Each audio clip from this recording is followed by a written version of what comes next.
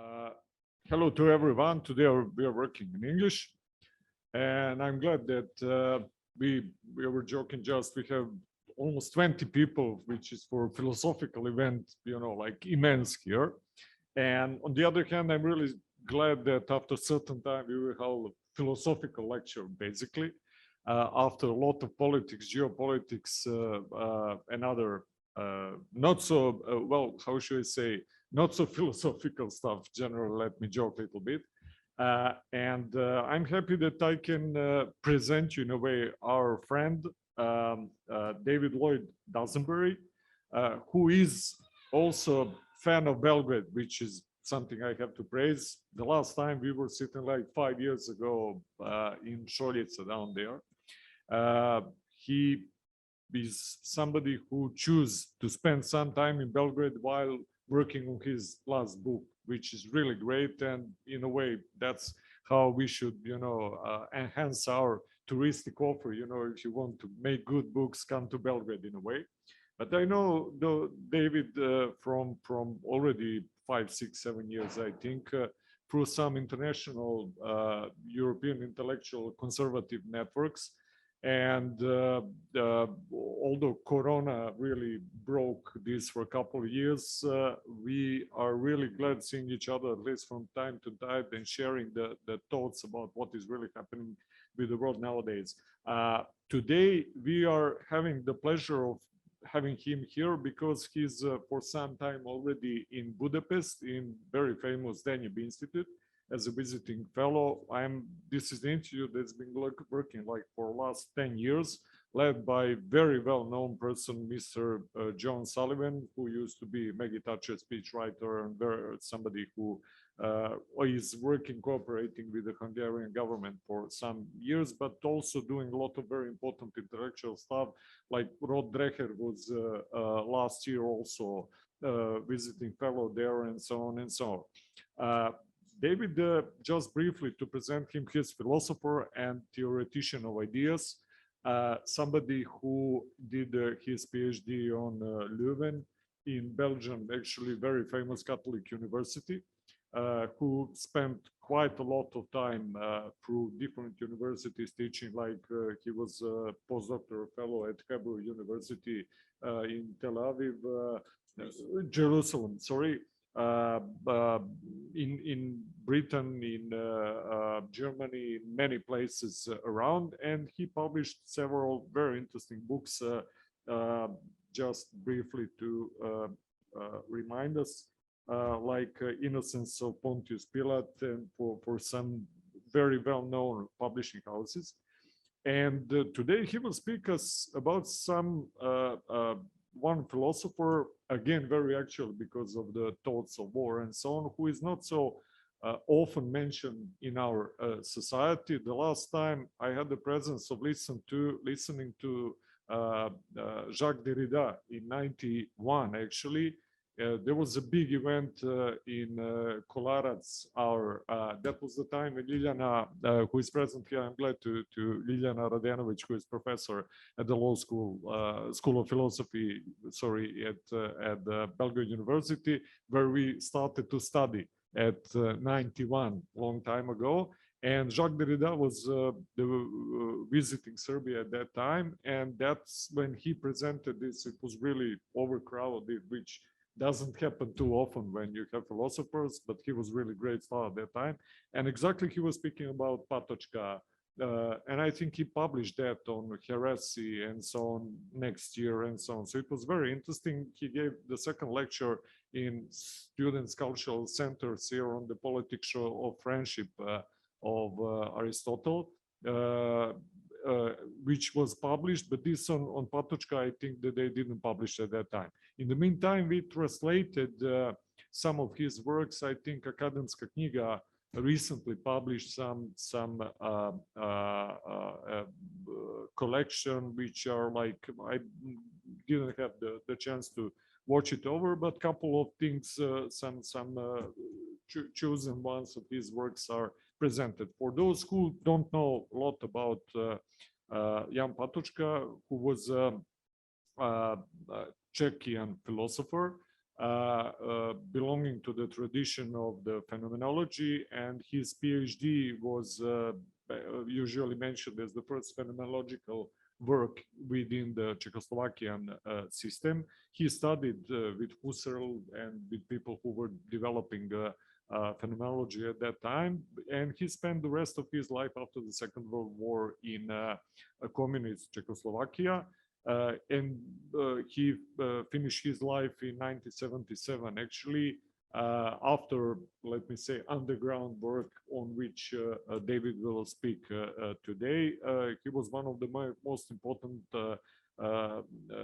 contributors and somebody who signed the famous charter of 1977, which in a way initiated the end of his life. Actually, he was interrogated, and though he was having serious problems with his health, actually he passed away very soon after this interrogation. So, but anyway, still people think that what he did in those underground times and his underground works is one of the most interesting things and inspiring for understanding actually European thinking about the problems of politics, of war, and so on. And I think that I spoke too much. I'm glad that we have a very good expert to introduce us to Jan Patočka's thought. David, thank you very much, and the floor is yours. And correct me if I'm wrong in any of the things I said about your. Thank you very much. Not at all. Thank you very much, Miša, both for the invitation and for the genuinely, not only generous, but quite fascinating introduction. I must say I had no idea that Derrida had spoken on Patočka here in Belgrade. And I mean, I owe my knowledge of Patočka originally to Derrida in The Gift of Death, which I read not quite in 1991, but let's say in the very early 21st century. I was introduced to his thought by Derrida. So for that and many other reasons, it's a real honor to be here with you today. And when I first wrote this lecture for the Danube Institute in Budapest in December, the title, War and the Fate of Europe, seemed rather sensationalistic. Sadly, as we now all know, it is not sensationalistic at all. So rather, it points to a question which in the current day, every European office holder, policymaker, and intellectual is now facing in one way or another. But with that said, let me reiterate what a point Miša has already made, which is that this is not a lecture about any concrete war or any history of conflict, so much as it is a reflection on the essence of warfare in modern Europe. There will be some remarks on the causes of the two world wars, which Patočka sees as really marking the end of a European civilization and to some extent a European history. That being the case, I think the Institute of European Studies, is a very fitting place for me to address this theme. I am going to be focusing entirely really on the last of Patočka's heretical essays, so the sixth essay, which is on the theme of night and war. And he wrote it just a couple of years before his death in 1977 in the circumstances that Miša has alluded to. But let me say a few words by way of introduction about the heretical essays. It seems to me that what Patočka is offering here most fundamentally is what he calls a different conception of history.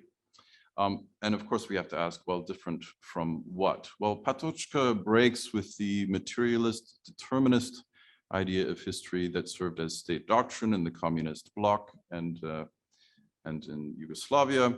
The Marxist philosophy of history, in his words, is a theory of objective conflict. And against this objective materialist idea, he retorts that history is foremost a history of the soul. This is the theory he presents. In it, though, in his counter-narrative, he is not only non-Marxist. I believe that Patočka develops a deep and nuanced critique of progress. He seems to think that a progressivist conception of history dominated the capitalist West, no less really, if far less brutally than it did the communist East.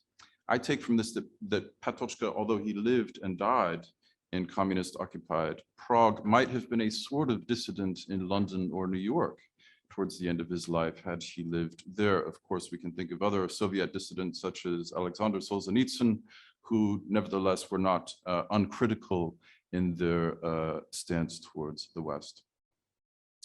So Patočka lived and died as one who refused to let his individual subjectivity, his philosophical conscience, one could say, be sacrificed. He criticized the state-enforced philosophy of Soviet Prague.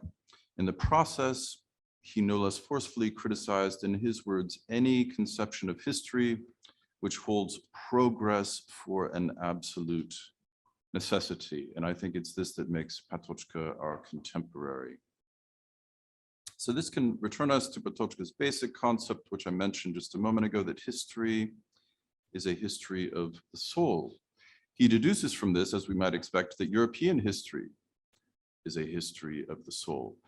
Patočka therefore sees Europe as fundamentally a spiritual formation. For him, both communism and Nazism and what we would now call progressivism are spiritual deformations of a continental culture, which has its roots in the Roman Empire, ancient medieval Christianity, the Holy Roman Empire. These are topics he takes up in the earlier heretical essays.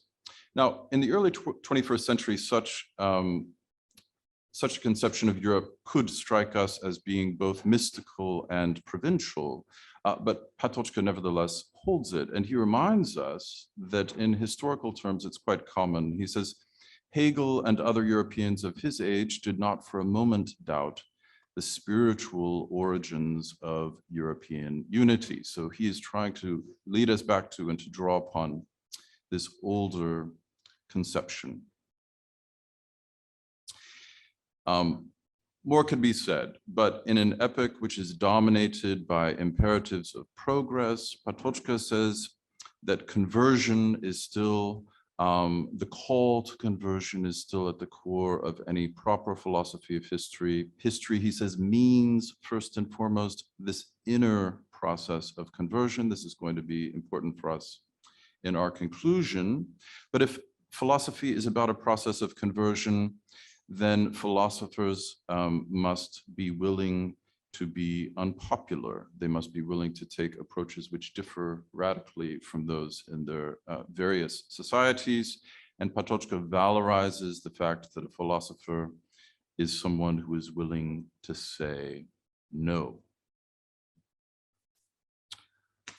All right, so with this for introduction, my remarks in the coming moments are going to follow basically what I see as the structure of the last heretical essay. In part one, we're going to ask simply what caused the world wars. Patočka is not convinced that we entirely understand these tremendous conflicts, and he thinks that until we do, there can be no lasting peace in Europe. In part two, we're going to ask, well, why haven't the world wars caused the sort of conversion that could lead to a lasting peace in Europe? And here I'll say a bit more about the sort of conversion that Patočka thinks Europe needs. We can begin with a misunderstanding in which Derrida will actually feature. For the sixth heretical essay is misunderstood, and in the coming half hour or so, my task is to correct that misunderstanding. So what is it? Well, the French philosopher Paul Ricoeur, for whom I have great respect, is shocked by the final pages of the heretical essays. He judges them to be strange and frightening.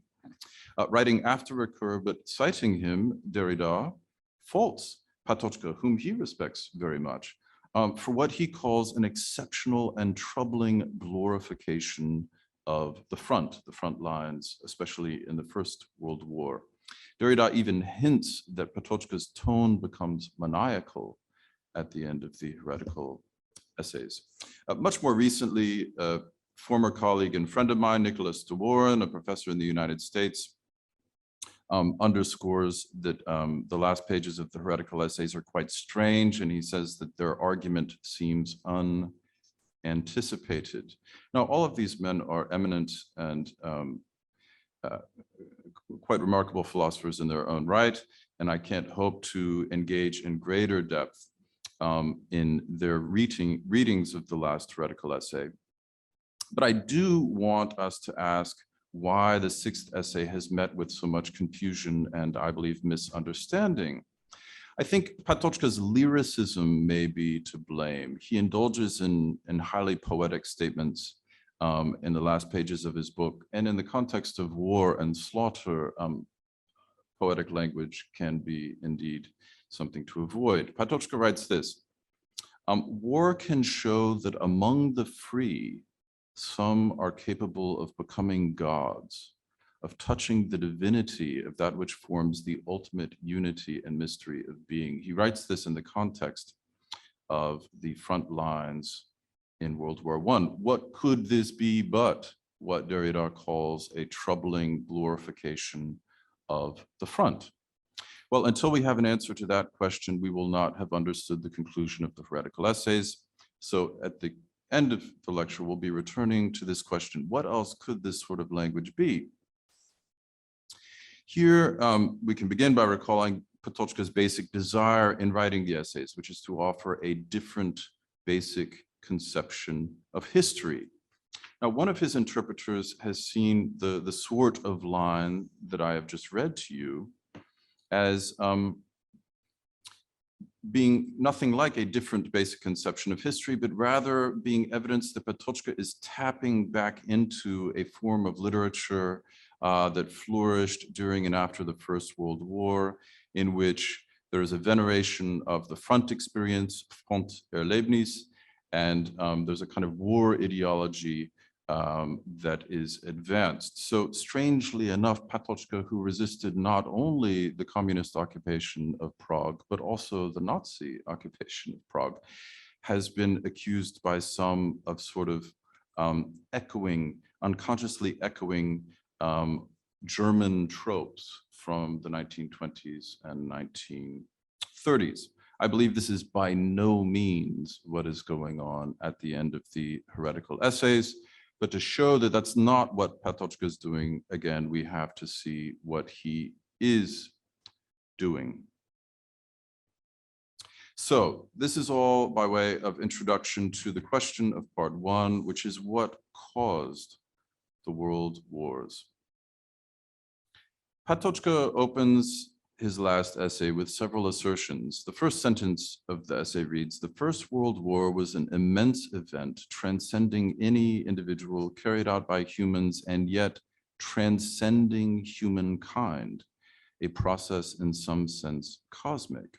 Now, if that strikes you as a mythical formulation, I think it's meant to. For later in the essay, Patočka reminds us that conflict, quote, "conflict is the great instrument which, mythologically speaking, force used in its transition from potency to actuality. In this process, humans as well as individual peoples merely served as tools. Is not here," he asks, "precisely the root of the cosmic sense of warfare?" What are we to conclude from this? Well, a number of things. First, when Patočka refers to the First World War as an event that transcends humankind, he really means it. There is an archaic concept, force, which seems to have a sort of demonic influence, this is his word, in the world wars.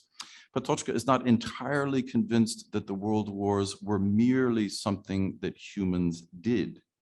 Rather, he intimates that they were something that happened to us, titanic fits of destruction, which were somehow inflicted upon us.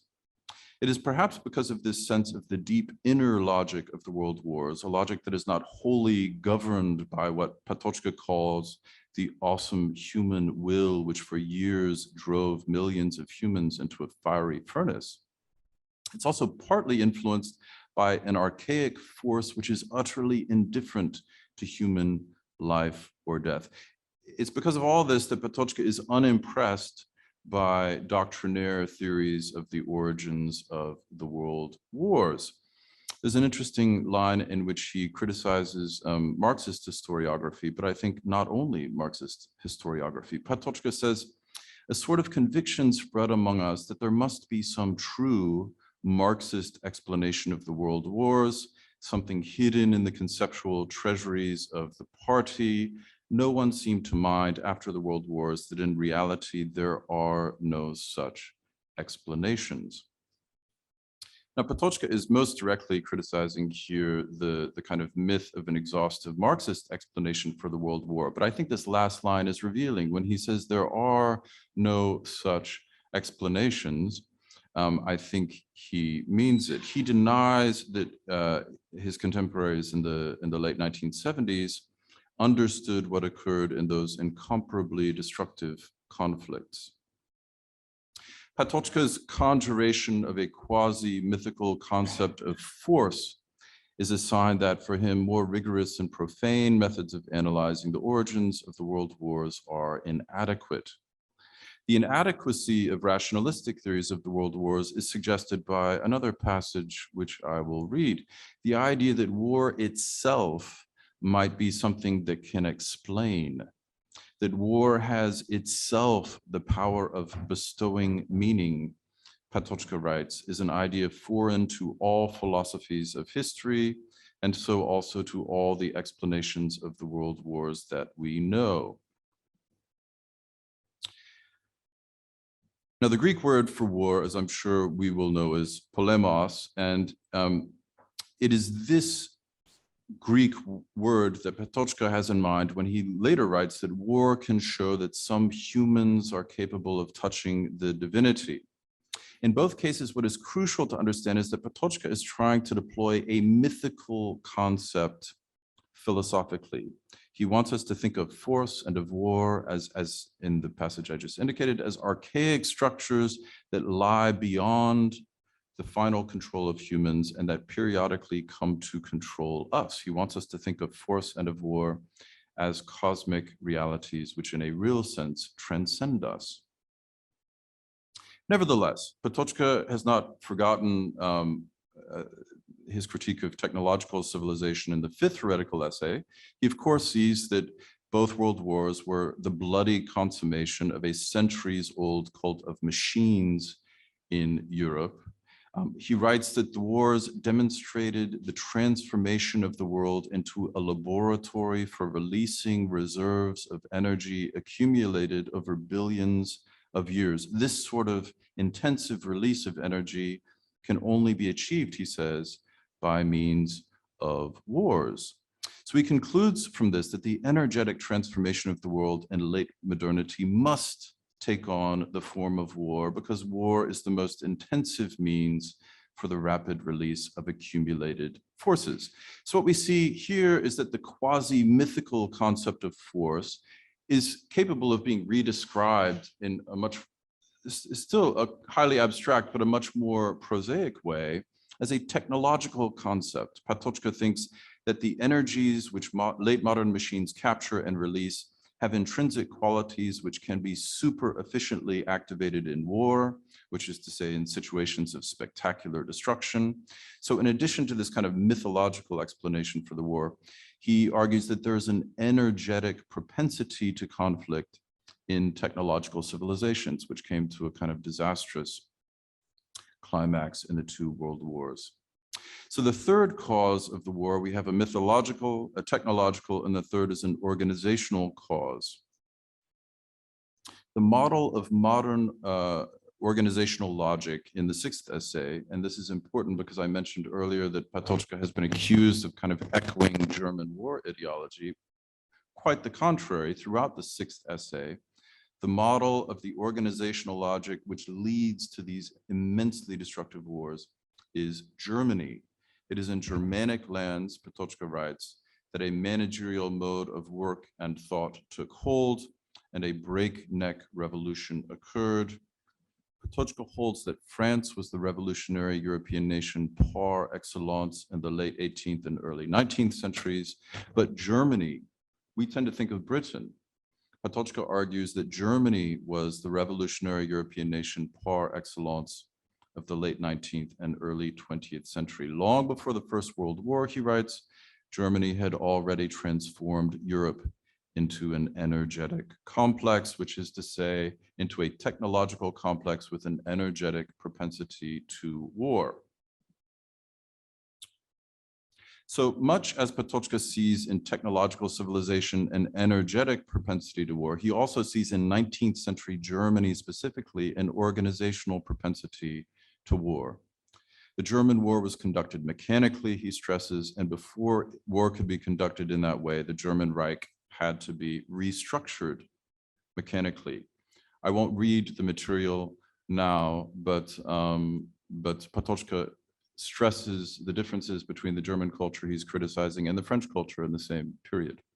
So I think it's totally indefensible to tie his remarks to German war ideology. For a European thinker such as Patočka, one who believes that care for the soul gave rise to Europe, the wildly destructive Germanocentric history of the late 19th and early 20th centuries could only reflect a profound deformation of the culture of the soul, and it does, which brings us to part two, why the world wars have not caused the sort of conversion Europeans need. If Patočka's question of what caused the world wars is one of destructive potential, he also formulates a question about the saving potential, his words, of war. Two things. First, this saving potential is emphatically not political, by which I mean he is not talking about the concrete political objectives of any of the warring states in either of the wars. And second, this saving potential has not been realized, and that is precisely his question. Why the world wars failed to give rise to the saving potential which they could have in his thinking. He asks this: why has this grandiose experience, the two world wars, alone capable of leading humankind out of war into a true peace, not had the decisive effect on the history of the 20th century, and sadly, increasingly, we could ask the early 21st century, even though humans have been exposed to it twice for 4 years and were touched and transformed by it? Why did the wars not unfold their saving potential? In other words, I think Patočka is asking why the Cold War, or as he prefers to call it, the smoldering war. Why did the Second World War not conclude with a true peace, but rather a sort of untrue war? Now, Patočka's theory of the Cold War's coldness is conditioned by what he calls the nuclear reality, which is something that we have all forgotten about until relatively recently. And I think it's important that we not forget about the fact that the nuclear reality is just that. He talks about a Hiroshima complex, a kind of eschatological mood of what he calls spectacular intensity after the destruction of 2 Japanese cities, namely the fear that humans could precipitate the end of the world. So the nuclear reality helps Patočka to explain why the Cold War is cold.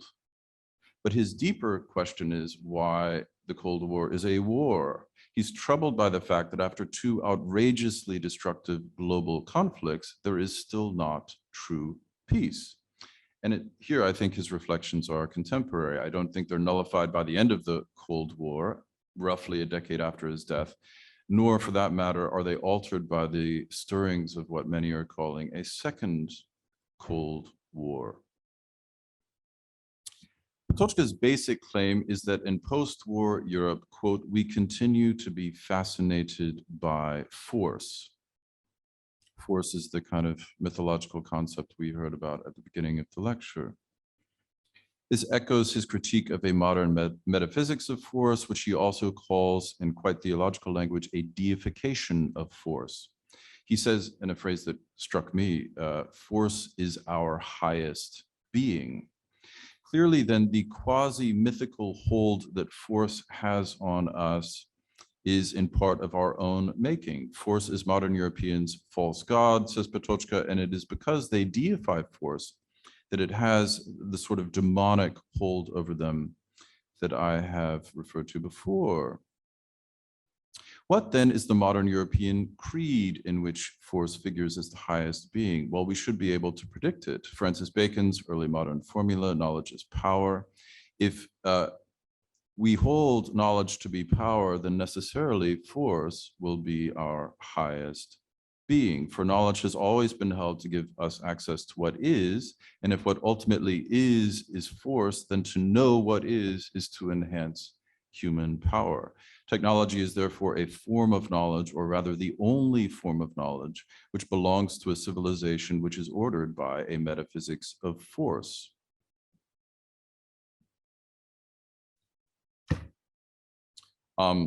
So skipping over some material, one answer to the question, why has the war not ceased, is because war as a means of releasing force cannot end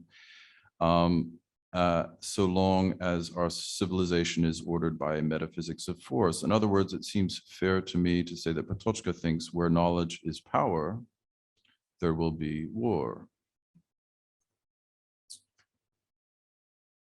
And this leads us towards a conclusion, because in Patočka also recognizes that there is something strange about the ineradicability of war.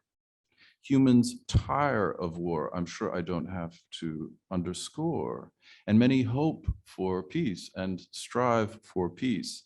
Life, he says, would like so much to live at last. But it is precisely life itself which gives birth to war and cannot break free of war with its own resources. These last words in the sentence are, I think, the most important for us. What could Patočka mean when he says that life cannot break free of war with its own resources? Well, this leads us to the place of death. If life cannot break free of war with its own resources, then perhaps death can. And this leads us to the place of death in Patočka's thought. Specifically, death is important. I've mentioned the fact that for Patočka, European culture is a culture of the soul, care for the soul, and it is both Platonic and Christian in origin. And so we can say just a few words while transitioning to my concluding remarks about the place of death in Patočka's account of Platonic philosophy. There's a remarkable passage in his 5th essay where he writes this: the Platonic philosopher overcame death, not by fleeing from it, but by facing up to it. Care for the soul is inseparable from care for death, which leads to Derrida's reflection in The Gift of Death, which becomes true care for life. This is still Patočka. Life eternal is born of a direct look at death, an overcoming of death. Only because the soul faces up to death is it absolutely free, that is, can it choose its destiny. I think it's this text from the 5th essay which illuminates a lot of Patočka's obscure language in the 6th essay. So for instance, when he says that life desires to live in peace, yet life itself gives birth to war and cannot break free of war with its own resources, he paradoxically means that humans need the resources of death in order to break free of war. Now, what could that mean? Patočka reasons in his last essay that, actually, I'm going to skip a couple of paragraphs here. No? Okay. Well, we are constructing the conclusion and not far off. So Patočka reasons in the 6th essay that governments govern in war and in peace by means of death. And he means by this, they govern by threatening life. Now, in this picture, death is not at all liberatory. On the contrary, he calls death the means of maximal human unfreedom. Patočka even suggests that it is the terror of death that drives humans into fire on the front lines. Death chains humans to life and renders them most manipulable. So on the one hand, Patočka is by no means valorizing the culture of death as such. Patočka thinks that what divides a Platonic philosopher's or a Christian's or a European humanist relation to death from the relation of one who is chained to life in the way I was just indicating is precisely the question of whether death is faced. So death only makes us servile, according to Patočka, when it is a force from behind. He calls it in Latin a vis a tergo. Once we turn to face death, which is one sense of the word conversion, death makes possible what he calls a true care for life. Stated differently, Patočka believes that it is precisely life itself which gives birth to war, the kind of the drives and impulses and concerns of life, and that life cannot break free of war as long as life is in bondage to life itself. It is only a true care for life, a culture of life which is free, that can break free of war. And in order to do that, in order to become free, it must face death. Again, in literal terms, it must convert. Death is something driving us from behind, and we have to turn and face it. Patočka ultimately believes that the world wars did not end all wars, as we hoped they would, because we have not converted. The inner experience of war did not break Europeans' fascination with force. It didn't free us from what he calls bondage to life. However unrealistic this language of conversion might seem to us, it is nevertheless the heart of his analysis in the Heretical Essays. It may surprise you to hear that Patočka, at the very end of his life, having seen quite a lot of quite brutal history, expresses a hope for what he calls a gigantic conversion. And his hope is unchanged at the end of his essays and at the end of his life. Well, if conversion is what we need in order for us to live free, and it's only if we live free that we can break free of the drives, the sort of demonic force of war, then what is such a conversion?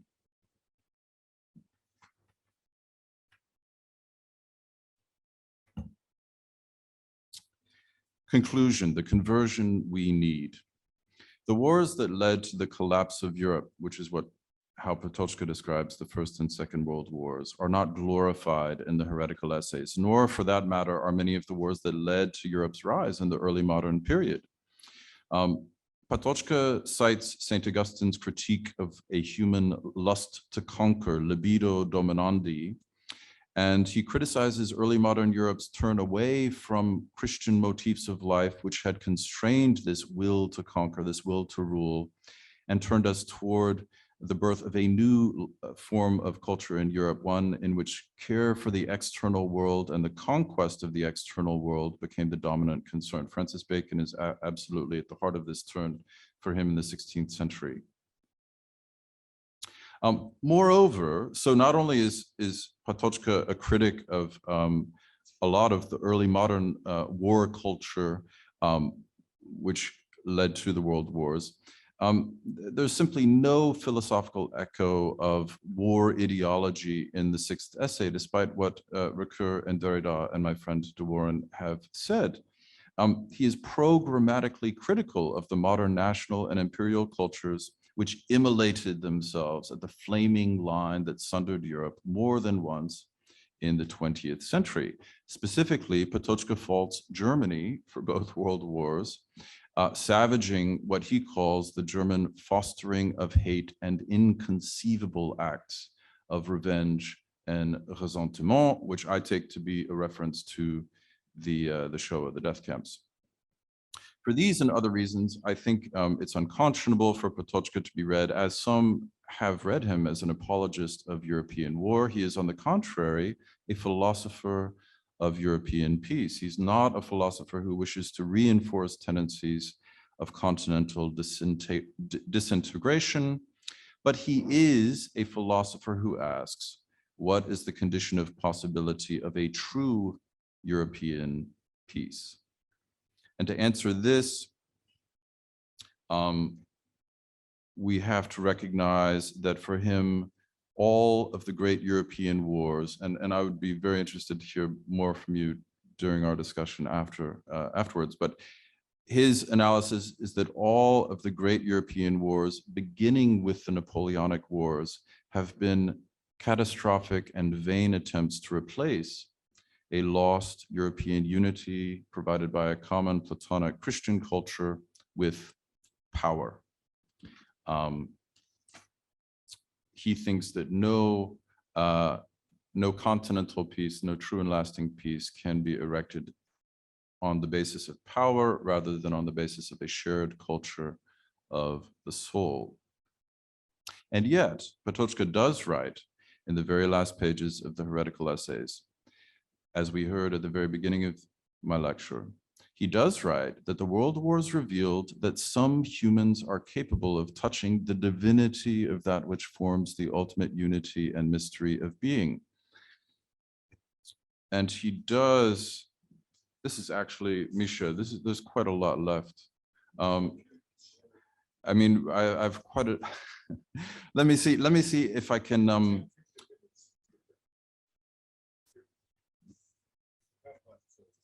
okay. All right. In the United States, there would be, you know, absolute fury at this point. Okay, all right. Okay, okay, a true culture of the soul is still, yeah, okay, very good. So Patočka, as I've tried to show, is a philosopher of European peace, and yet he does write this statement about some humans being revealed as quasi-divine. And he does take inspiration from a remarkable text by a Catholic intellectual, Pierre Teilhard de Chardin, titled Nostalgia of the Front. In this text, which I only read as a result of reading Patočka, Teilhard writes, "Nothing except the front will give me the kind of freedom that intoxicated me on that night of September 1917. I have the impression," he says, "of having lost a soul by leaving the front, a soul greater than my own, which lived among the front lines and which I have left there." For Patočka, such a first-person reflection by a man of Teilhard's stature is not a matter of war ideology. This is a phenomenon. Getting back to Miša's remarks, Patočka is a phenomenologist, and this sort of experience is for him a phenomenon. More than that, Teilhard's impression of freedom at the front is what we might call a deep phenomenon.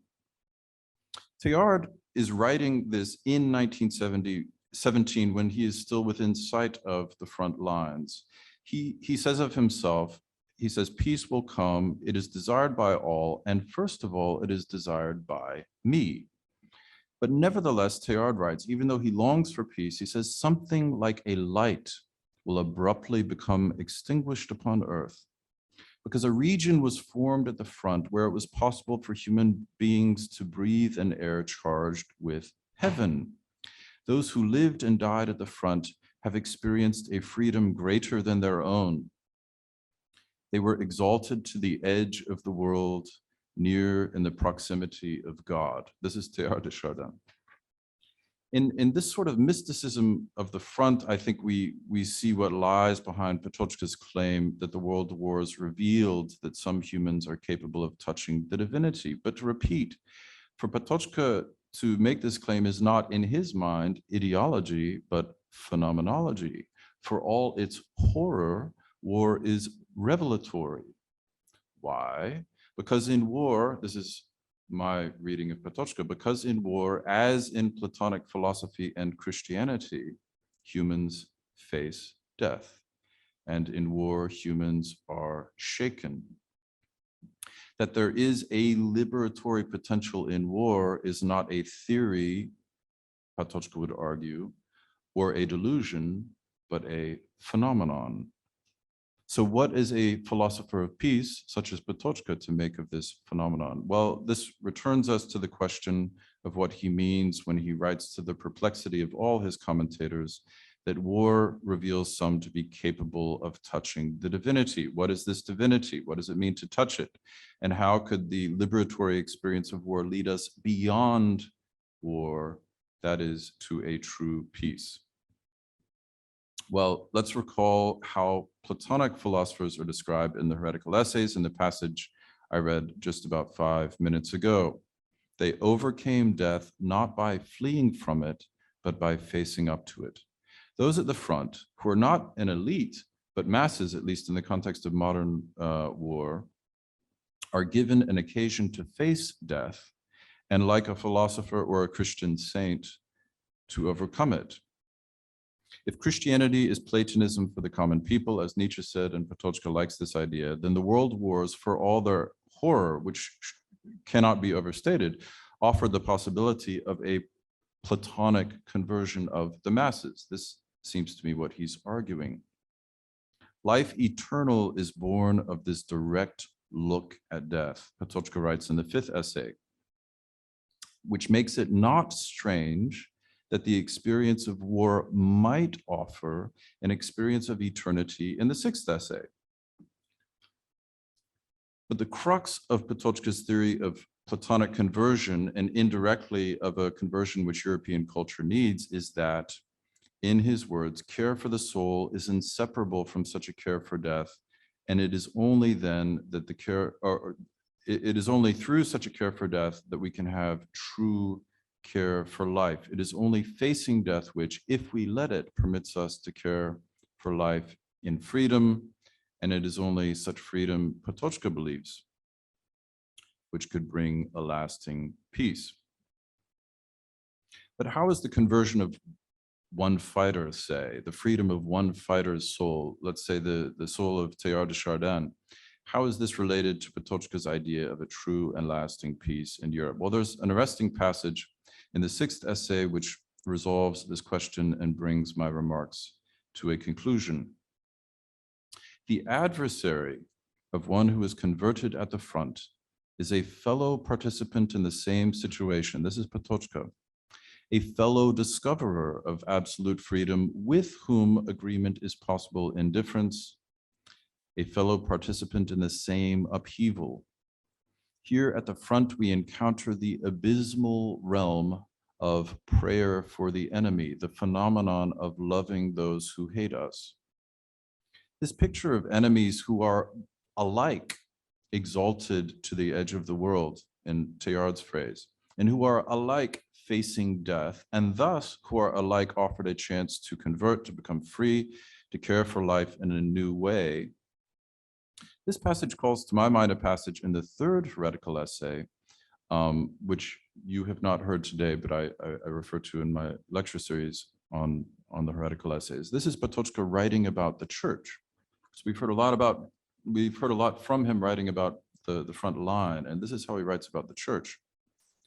It is a community in which, for all its hierarchy, all humans are equal before the ultimate face, or the face of the ultimate true reality, in which they are thus true fellow participants in a meaningfulness which they did not create, but which they are called to bring about.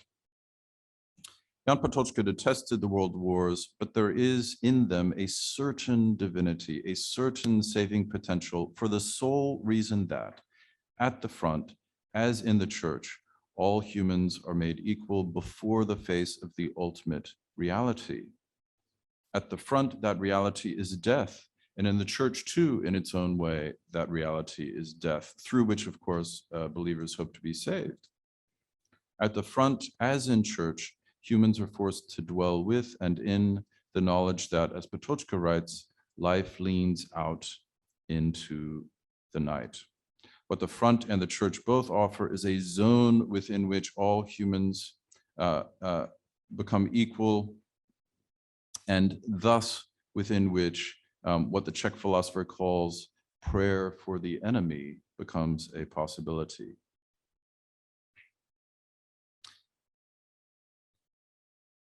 We can note in conclusion that Patočka, in the passage I just read a moment ago, doesn't call love for those who hate us a theory or an ideology. He calls it a phenomenon.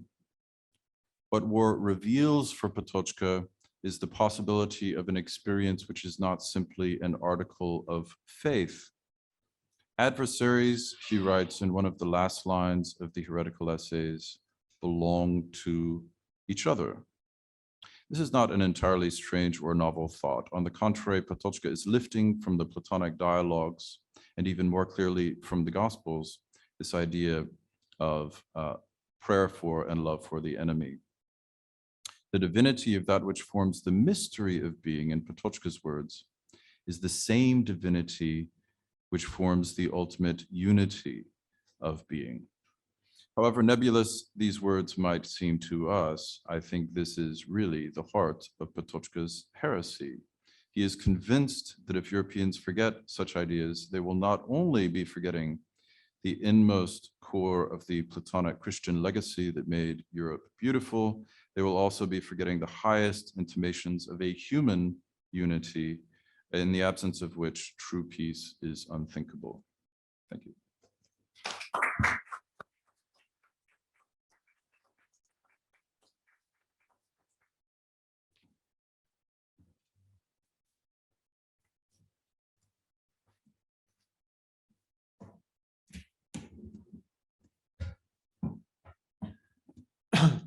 David, thank you very much. Though you had these, thoughts about using the time in philosophy, we are doing everything perennis. So for us, it's absolutely, all the time of the world, and joking a little bit, but on the other hand, returning to really essential existential questions at the time when we are really again, in a way, forced to think in practical terms about the war, meaning war, and again about the European unity in broad sense. What does it mean? How do we get it, and so on? And I will not take more time because I saw Ilyana, but I will have to ask you to come to because of the people who are at yeah, of course, so people at Zoom could hear you. Sit, yeah, please. I'm sorry for being first. Is it working? Okay. Because I have to leave earlier, so my apologies. And first, I'd like to thank you for a wonderful lecture. I don't know anything about Patočka, so I learned a lot. It's not my area, but it was wonderful. It was clear, and I really enjoyed it. Now, here is my question. I really like the idea, this idea of history not as a progress, but history of the soul. And really appeals to me, it speaks to me. I find it now intuitively true. But now, given that we are where we are in the 21st century, after these two terrible wars, and some wars after that, not that big still, if we need that kind of conversion that he's talking about, how is that conversion going to happen? My first question is it a Christian conversion? So attempt to revive what we left back with modernity. So that's the first one. The second one is how is it going to happen given that we do live in a world that really lacks the power, the same power that Francis Bacon, that Francis Bacon started talking about. So how is that going to materialize that conversion? How are we going to make it happen now in the strange world that is not Christian?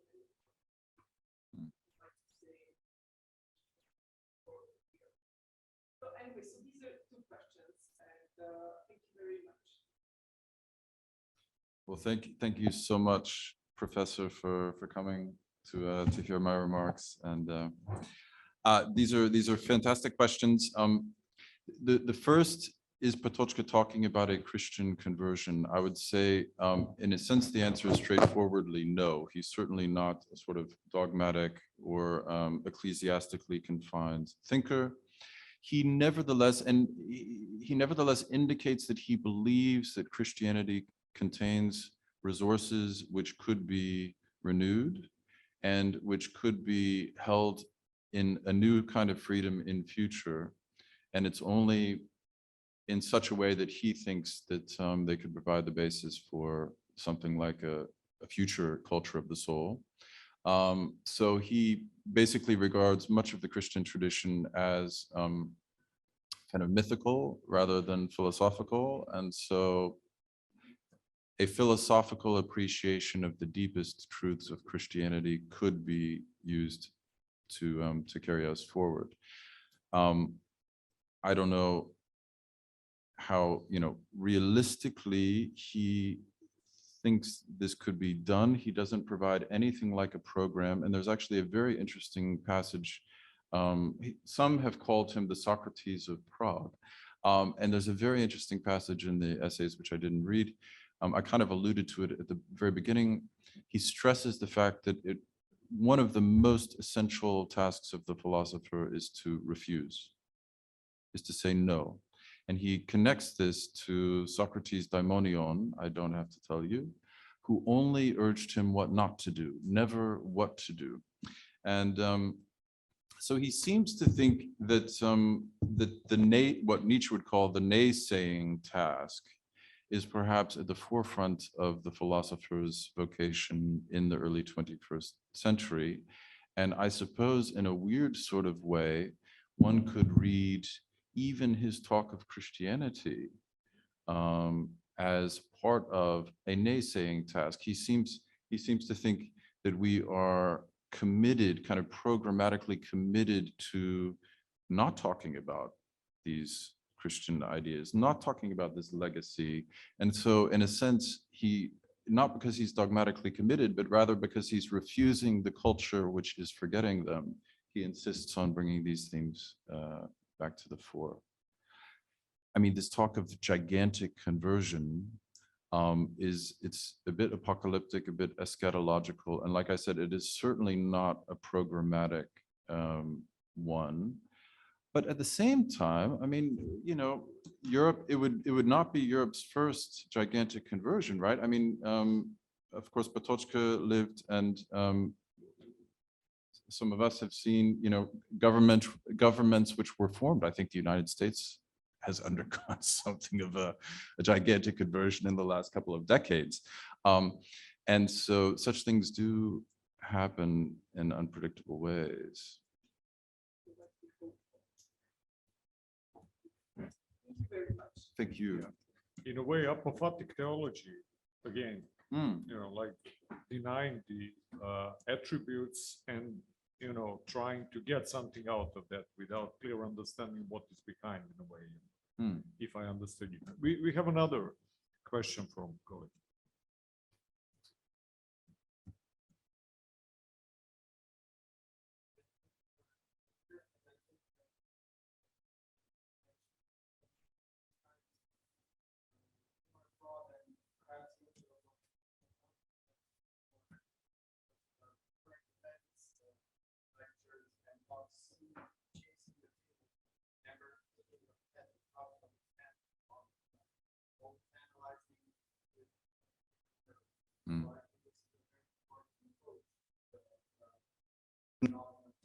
And I thank you for I just wanted to make a few comments. The first one would be that we talked about the care of soul era, and the Christians are not care of the need to be brought back. To what extent is he aware that this is also an illusion? History of Europe, in a sense, it is a history at any time and at all times. I believe that there never was even a hint of an eternal peace, or however you would call it. There was always conflict, perhaps even the beginning time of the very beginning of history, when nomadic tribes came from Asia and conquered what seemed to be somewhat peaceful cultures of the region. So to what extent is he aware of this being an illusion? And I would also like to refer to the text, the Miša, from Prof. His lecture about German nihilism as a cause for especially World War II.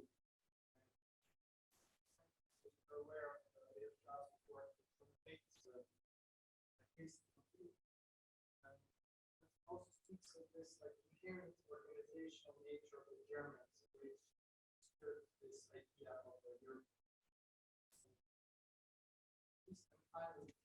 If I'm one more question, not contradict argued so many times, because the very essence of peace must have a political structure which makes sense. And not being able to challenge that political structure in order to make it peace to actually be not being free. So those are my three kinds. Am I correct in hearing a bit of Schmidt in the third Yes, question? yes, sir. Okay, yeah. So these are all excellent questions, I must say, and not easy ones. Certainly, Patočka is aware, I think, of the long and brutal history without which it's impossible to speak of Europe or of human history as such. And I think it's his insistence on kind of reckoning with the depth of the drive to war and the reality of war and conflict. Polemos is really the term he draws on, that leaves him open to some of the criticisms with which I began. So even though he is a philosopher of peace, he refuses to dilute or to turn away from the depth of the problem. Yeah. So I think what he sees in Europe's past was the capacity to, I think there are two things, neither of which is entirely clear in the Heretical Essays, but I think derive from a fair reading of the Heretical Essays. One is, in pre-modern Europe, there was an entire sector of society which was devoted to contemplation. And this sort of huge channel of human desire, energy, cultivation, which in a sense has no technological or even economic rationale, has been closed off. And I think he sees the end of contemplation, which is sort of theorized and prophesied by Francis Bacon in some ways, and realized to some extent, I think it was Joseph II who closed all the contemplative orders in the Austro-Hungarian Empire. Only the contemplatives had to go. So Henry VIII, I mean, the Protestant monarch shut it all down, right? All the monasteries were closed, whereas Joseph II realized that, you know, it's only contemplation that's really useless, that we have to get rid of.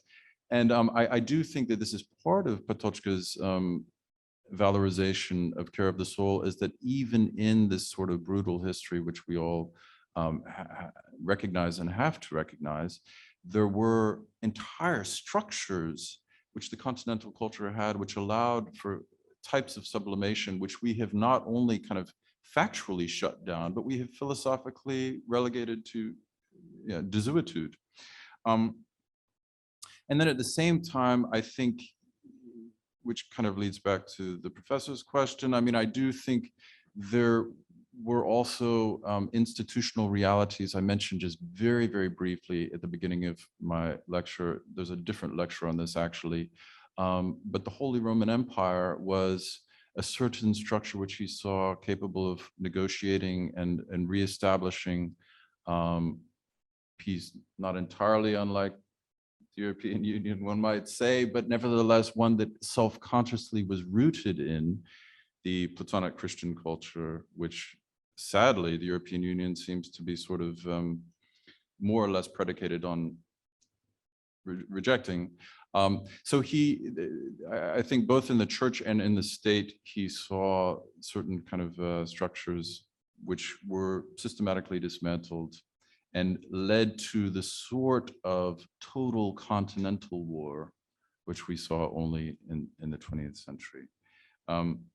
Nietzsche, of course, Nietzsche writes a lot. I do know Strauss's work, and I know Nietzsche's work quite well, but I must say I've never paid a great deal of attention to Nietzsche's sort of figure of the German, right? Which seems to me what your question turns upon.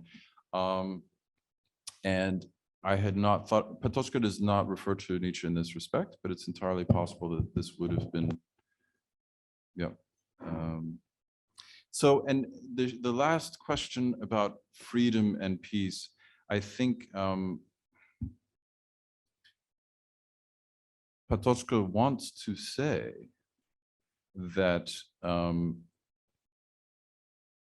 only a peace, only a kind of eschatological peace, which comes after we face our shared mortality, the fact that all of us actually are face to face with the same ultimate reality. And in that respect, all of us are equal. It's only a culture which arises out of this sort of deep confrontation with the true and the real, that one could have peace, which is not also a piece of oppression and denial and repression, which is what concerned Schmidt so much. So what part of the formulation that that Patočka actually uses in the crucial phrase when he talks about recognizing one's adversary as a fellow participant in the same situation, a fellow discoverer of absolute freedom with whom agreement is possible in difference. So, and he talks about solidarity for those who are shaken on the other side of a conflict, for all of our contradiction and conflict.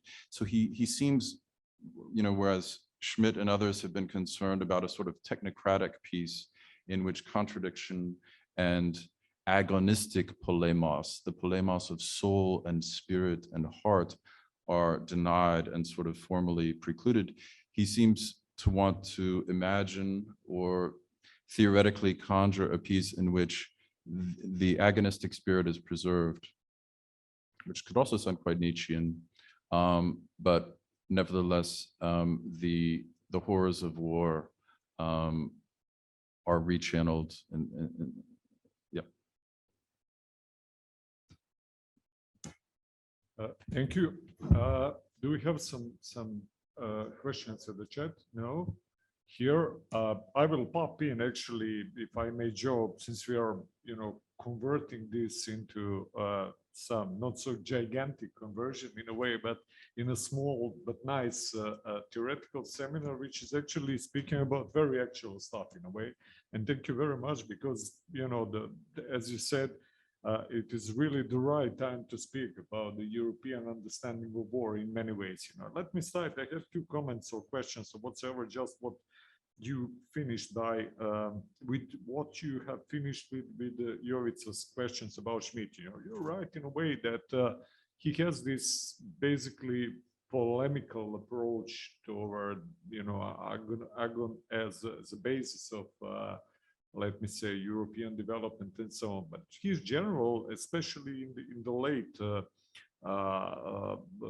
war time writings and ex captivate salus after that, he was, as you know, very much working and speaking against this concept of guilt, which is presented only on one side, and this is his side, of course, Germans and so on. So he was trying, and already you have that in 20s, he and Friedrich Meinecke, the famous historian who we mentioned a couple of days ago, because we had as a guest, historian who did fantastic PhD on the Friedrich Meinecke, when they were already very much reacting toward especially British and French idea that the First World War was some hubris in a sense, you know, and he was very much insisting on the idea, you know, that one side should be taking the guilt, because his conception was returning back to use publicum europeum, within which war is something that is part of the whole process, in which all sides are equal in a way. In this Patočka style, that you are perceiving the one with whom you are waging a war as somebody who is equal, who is al pari, and with whom at the end you sign the accord, and you don't have idea of the guilt or internal guilt or whatsoever. So the whole idea of treatment of Germans within the first, especially the Second World War, he was as you know, writing very much about that. The whole idea that you have somebody who has to take a guilt, and the whole concept that was reintroduced about the crime against the peace, which was the invention of the Nuremberg trial, he was unacceptable within the whole history of that, because it is, in a way, as Patočka was saying, changing this idea that everybody is equal in a way in front of the war, and that you're perceiving somebody on the other side who is, you know, waging your enemy, but again, you're facing with him. And in a way, we are returning back to Inger and his famous writings after the first storms of Stigl and so on, in which he was very much speaking like Theodore Chardin about the same experience that that generation had while waging the war, and having this kind of let me say, a conversion and treatment, and all of them have that is very interesting, the same experience by returning back to the peaceful solution, that they were feeling much more alike with their opponent on the other side than with their, let me say, ordinary people at home. So in a way, the same, maybe that was why the reader was trying to perceive him more in Inger kind of style of approach to the war and so on. And just could I, yeah, please, not interrupt Misha, No, but, no, but just to say the two figures he relies upon at the end of the sixth essay are Teilhard and Junger. And so for various reasons, I didn't discuss his comments on Junger, but Junger is very important for him in this respect. And to give you one example about that, about the same experience that is very interesting, you may use that, and which again, we didn't have this, let me say, philosophical approach to what was happening in our space in 90s. You know, we were a bunch of wars here and a lot of these kind of experiences, and we had the institution that is called ICTY, International Criminal Tribunal for former Yugoslavia. Oh, right. In which, you know, there is a Scheveningen part in which suddenly leaders and political but military leaders, people who were at the front, ended up actually from all sides. So you're having Serbs, Muslims, Bosniaks, and Croats there who were, sorry? Although they were added after that, so that's very interesting, treated as different. They didn't let them really, all of them, they are making their specific court for them, which is very interesting. But generally, thank you very much for coming here. Ciao. And so actually they ended up in some kind of fraternity within that. There are a lot of they published memoirs and they spoke publicly about that. It's very interesting that all the Croats, for example, in Bosnia, Kofikas were referring to Milosevic as a president, you know, and they were people who were actually waging the war, were having actually more than decent communication, you know, not only speak the same language, belong to this, but they were having, in many ways, you have the testimonies of it, that they were having some experience. Of course, they were all treating themselves as the victims of the, you know, global bosses and so on. But on the other hand, that's very interesting, let me say, approach in which they were seeing themselves as an equal. They were, you know, doing the war and not having this. That's very interesting because, and I'm finished with that, referring to the other issue, by what we have in Ukraine nowadays and the discourse that we have in the especially Western media, not so much in, Stevan knows much better this about, and Alex, who are following media in Ukraine and in Russia.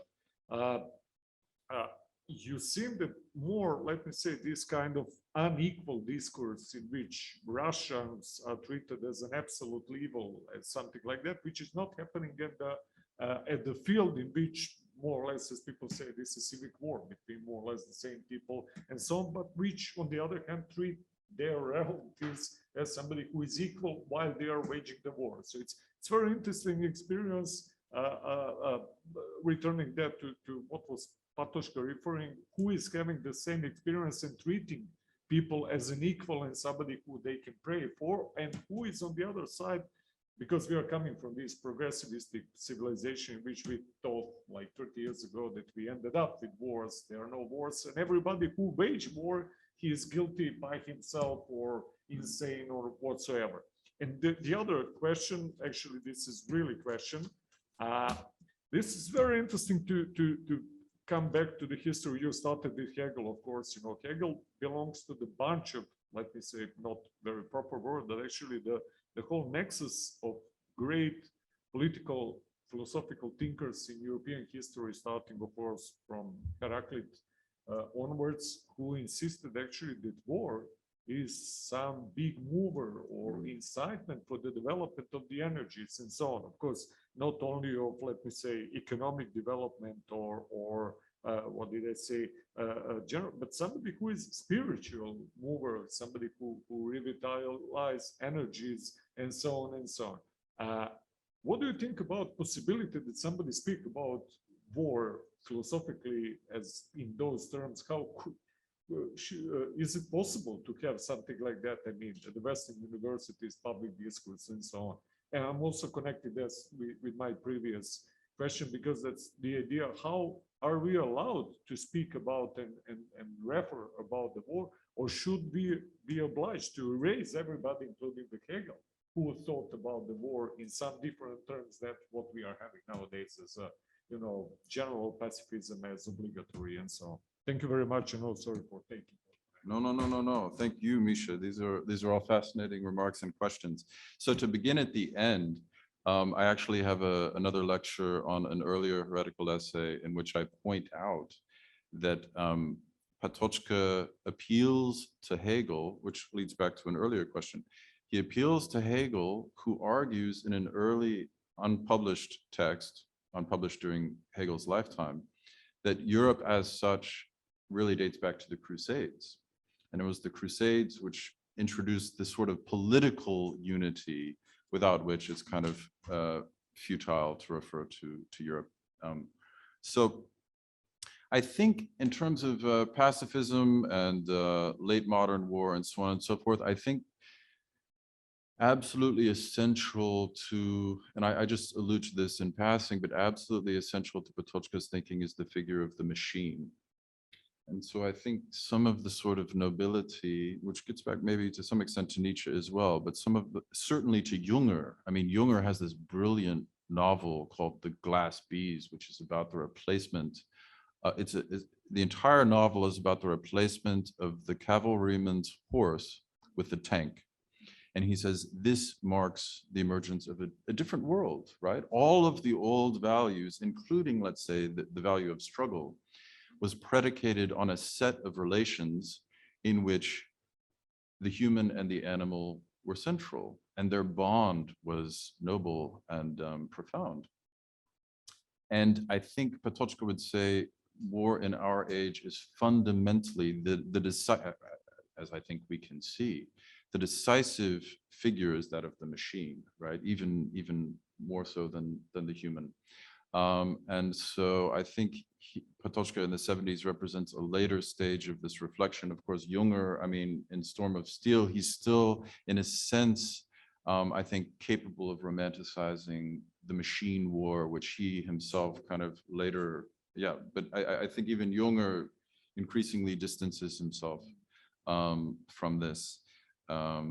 So I hope that's at least some sort of reply to these fascinating reflections and questions.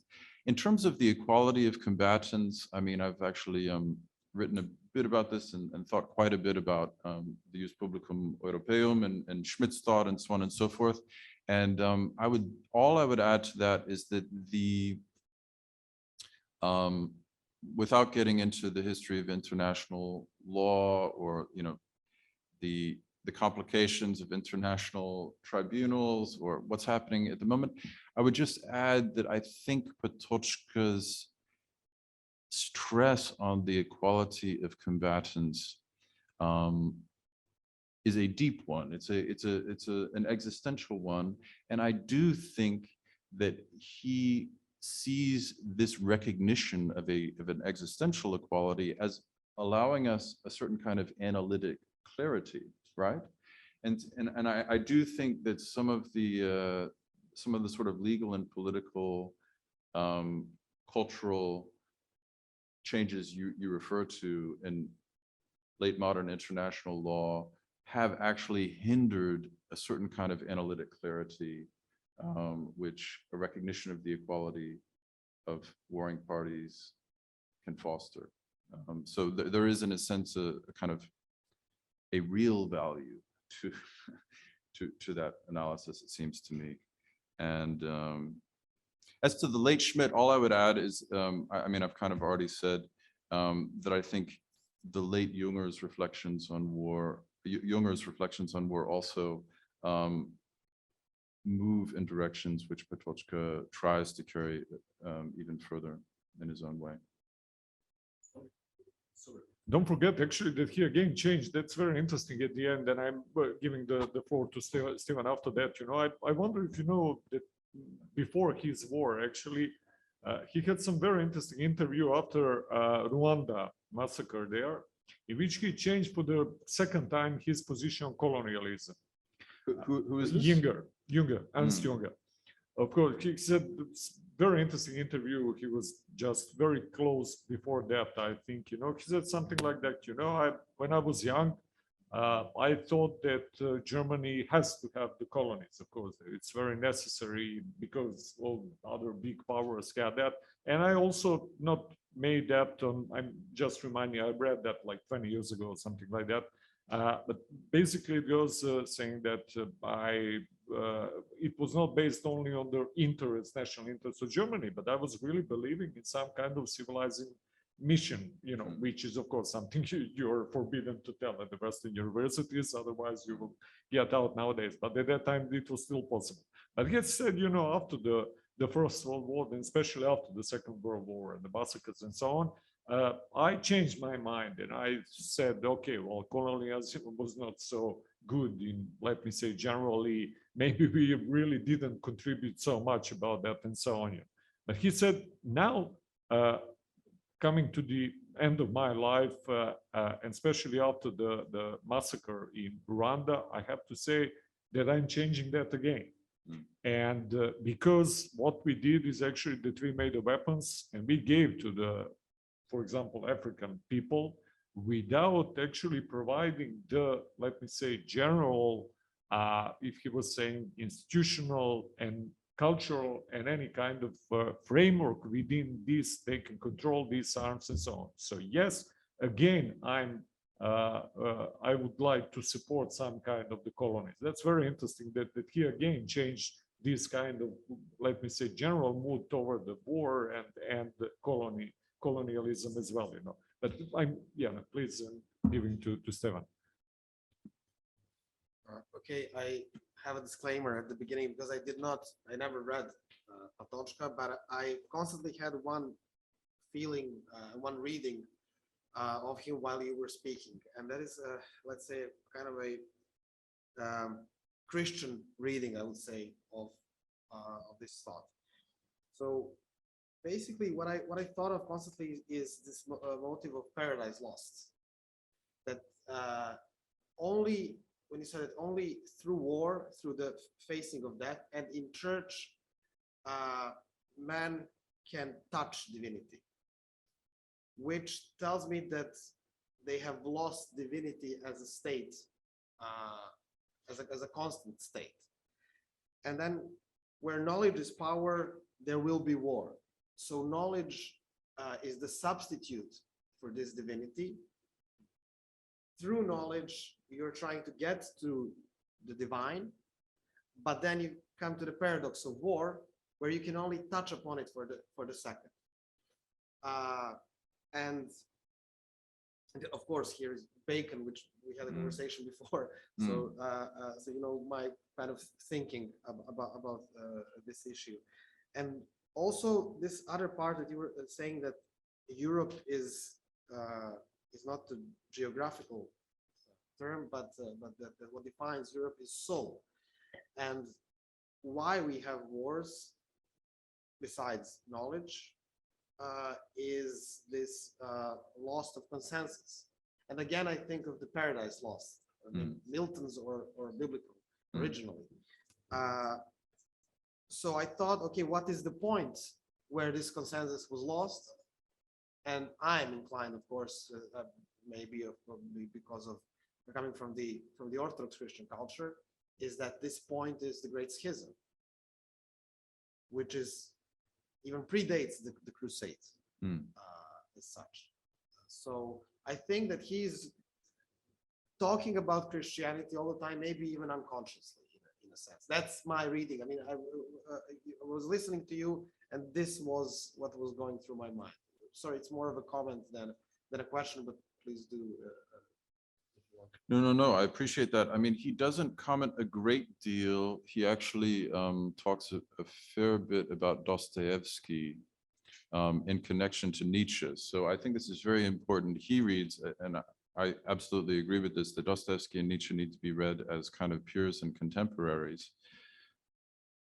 There's no reason to believe that Dostoevsky knew any of Nietzsche, but Nietzsche did read Dostoevsky. And so one of his relatively few references to the kind of Orthodox world is by way of Dostoevsky. I think we can all agree that the Great Schism is one of the earliest tragedies that we're still living with in very complicated ways. So yeah, can I get back just very briefly to the question? So once paradise has been lost, he does actually attribute a very negative role to the history of colonialism. He seems to argue that basically the discovery of the New World is what allowed Europe to reorient itself from contemplation and care for higher things to kind of rampant conquest. And so I think my impression is that, so it sounds like Junger had three positions, the first, the second, and then he kind of came back to the first, which was pro-colonialist. And I think Patočka can be relatively firmly situated in the second, which is different in important ways from the Crusades. So he valorizes the Crusades, but getting back to your question, he might stress the value of the Crusades precisely because they were an attempt to preserve a unity, right? Rather than to impose an order in the far abroad. They were an attempt to preserve unity in the near abroad. So yeah.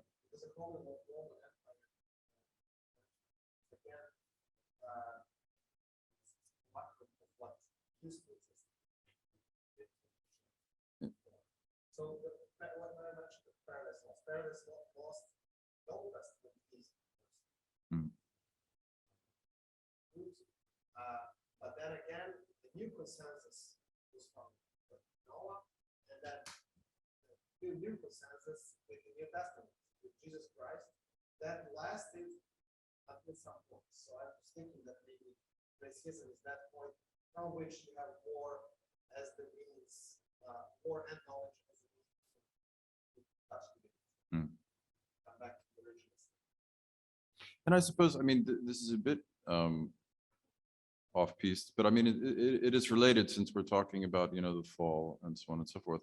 There's a line, anyway, he kind of fits in the constellation. We're talking about Schmidt and Junger, and there's a line from Ezra Pound, which I'm very fond of, at the very end of his life, Canto 115. He says, "How can there be peace in the world when my friends hate each other?" And I think it's a very, very real and a profound question, which leads back to the question of peace and freedom, because an argument could be made that peace is the hardest work, the very hardest, right? True peace, which recognizes the equality of one's interlocutor and the differences that one has. And so it is, I suppose, a tragedy that the Christians themselves and the Platonic Christians have not perhaps done that hard work down the centuries.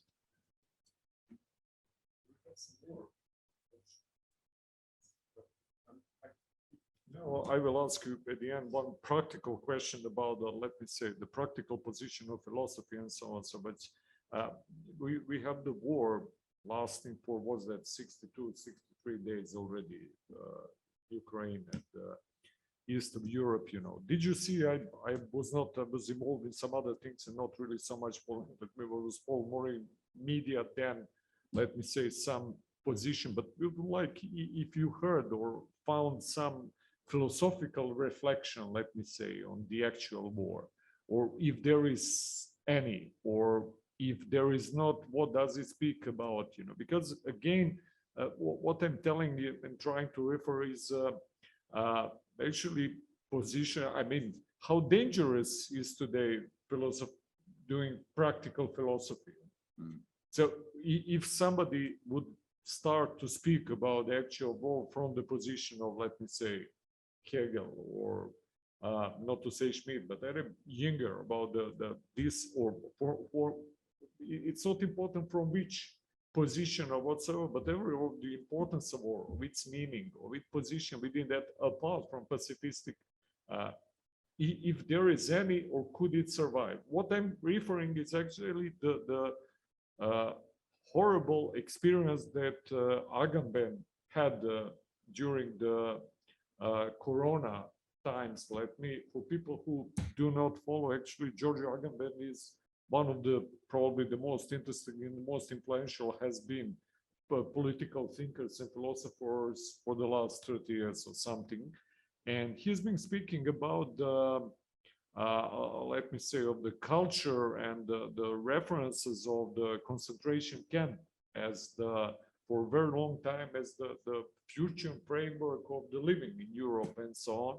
And as you may guess, of course, everything with the lockdown and closing of the people and the mandate vaccination really, in a way, proved his point.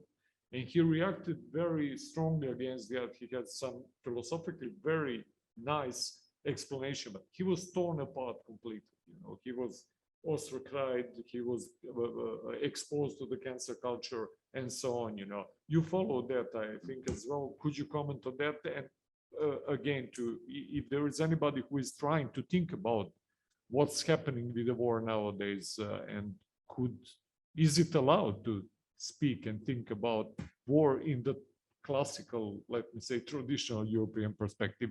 And we are finishing with that, not torturing you anymore. Well, it's actually quite interesting because I have written a fair bit of what I have written is in direct criticism of George Agamben. So my book, which Miša kindly mentioned, The Innocence of Pontius Pilate, is a kind of massive rebuttal of one of Agamben's books called Pilate and Jesus. And so I won't say I made a name because I didn't make a name, but anyway, I made my way criticizing Agamben back when everyone adored him. And then overnight, he became an object of universal contempt and scorn, which is, I mean, I've always respected him and I still respect him, but that's when I really respected him, is when everyone began to ridicule him, because I think his basic objections are absolutely very serious and very sound. And, you know, getting back to the question of Christianity, although I don't think he would describe himself in kind of doctrinaire terms, but he was one of the only people who said, what possible justification can there be for denying last rites and proper burial to Italian citizens and members of the church? And family being able to gather and say, you know, their last farewells. He said, no matter what else is happening, this is absolutely indefensible. And so he really kind of very strongly based his naysaying on the sort of the sacred rights of citizens and believers in a way that was much more impressive than the bishops and the archbishops, actually. As to Ukraine, I mean, I really don't have much original to add. I suppose to some extent my comments on the analytic clarity that the equality of the combatants provides is informed by I'm sure the name John Mearsheimer, I assume, will not be, yeah, so. Okay. Yeah, so I mean, basically, I think it's entirely possible to to condemn a lot of what is taking place as both immoral and illegal. And also, as Mearsheimer has showed, absolutely predictable. And so, I mean, I find his basic analysis extremely convincing. Although he's not political philosopher in a way, but again, it's proving our point in a way, because I don't know if you saw, actually, he was also exposed to the petition of the students who were asking for removing him out of the faculty. Actually, he's really, if not the biggest name in international politics theory, international relations theory, actually, probably it's, for sure one of the biggest three. But we came to the point actually that neither of those people are allowed to speak out and so on. So anyway, But yeah. could I add? I mean, I began by stressing the fact that Patočka insists the philosopher must be willing to say no. Absolutely. And of course, saying no is not a popular thing, and it did not do Socrates any favors. And so, in a sense, Agamben and Mearsheimer, we should not be so surprised that it hasn't done them favors either. You have to pay the price for no. Thank you very much. And I'm finishing. Just briefly to address, although there is the famous work labor holiday approaching when you are not doing the labor, actually we will say no to that. And I'm joking, actually, just to announce the next event we will have on the May the 2nd, because our friends for Hungary couldn't organize that differently, but it's going to be something completely different from what we have today, but maybe not so far away. Our friend Andras Hajdu, very good young political scientist, will give us brief on what was really happening in Hungarian parliamentary elections, which were not important only for Hungary, but for many other things. And we will, it will be strictly Zoom. We will not have, he will be in Budapest. And the next one is just on us on the 5th. We are continuing with the hybrid lectures. It's going to be Professor Dalibor Đukić from the law faculty. Very interesting in a way, also philosophical, but more practical thing from legal perspective about the position of the symbols within the multicultural and multinational states. Thank you very much all for coming and being with us. And one more thank you, David, for being with us, and hope to see you more in the future. Thank you.